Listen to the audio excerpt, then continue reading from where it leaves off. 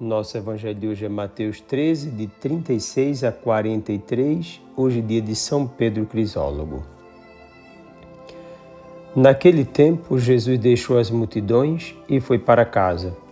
Seus discípulos aproximaram-se dele e disseram: Explica-nos a parábola do joio.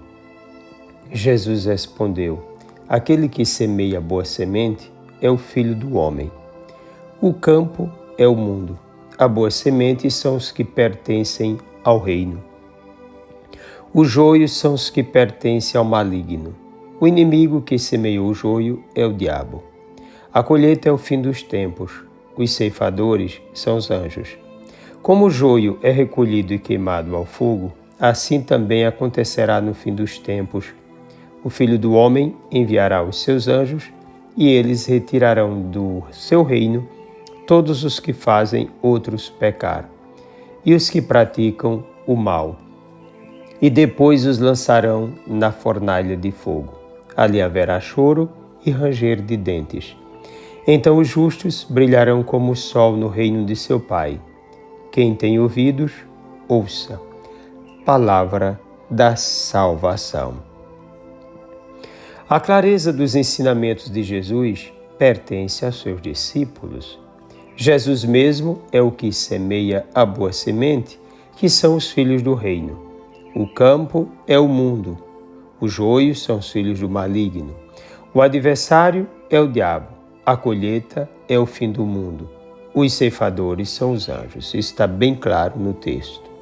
Na verdade, o texto trata de uma questão não somente escatológica, dando ênfase não à semeadura, mas à colheita, mas também a realidade mesma da comunidade cristã.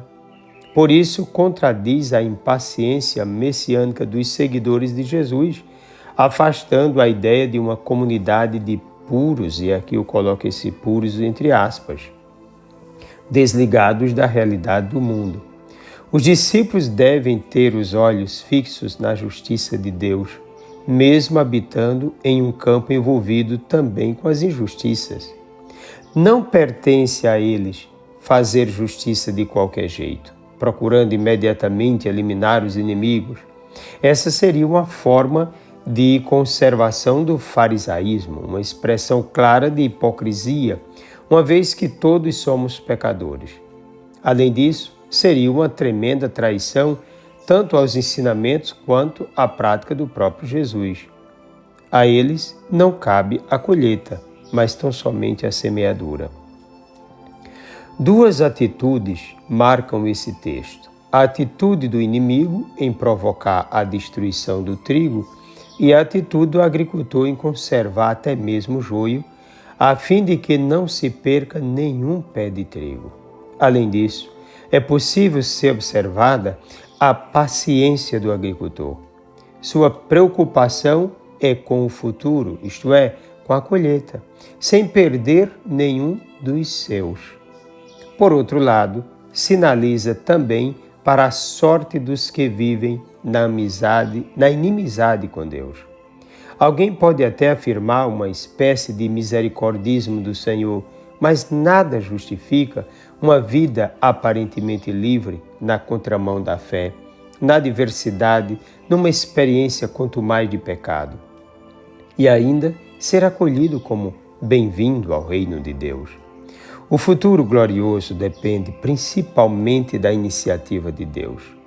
Esse é o ponto de partida, mas também da resposta consciente de cada um ao seu chamado e ao seu plano de salvação. A comunidade cristã se desenvolve no meio de um mundo onde muitos adversários do Senhor também o habitam. A igreja não tem como existir no mundo separada de tudo.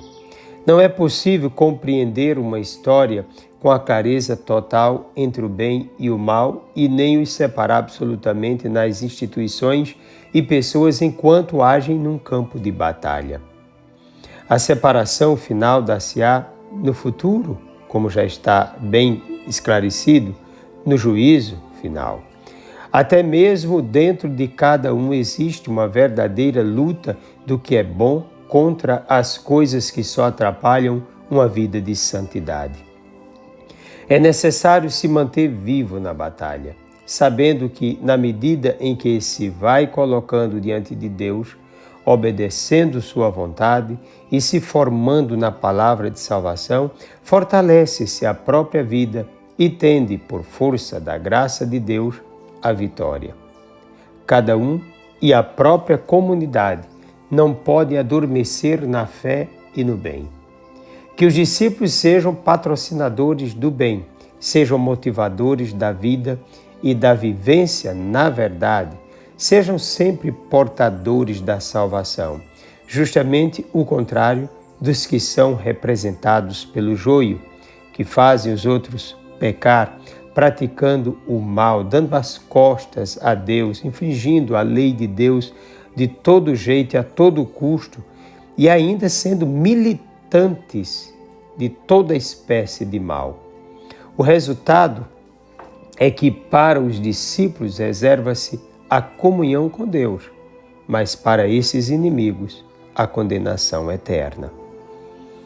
Desça sobre ti a bênção do Deus Todo-Poderoso, Pai, Filho e Espírito Santo. Um forte e carinhoso abraço.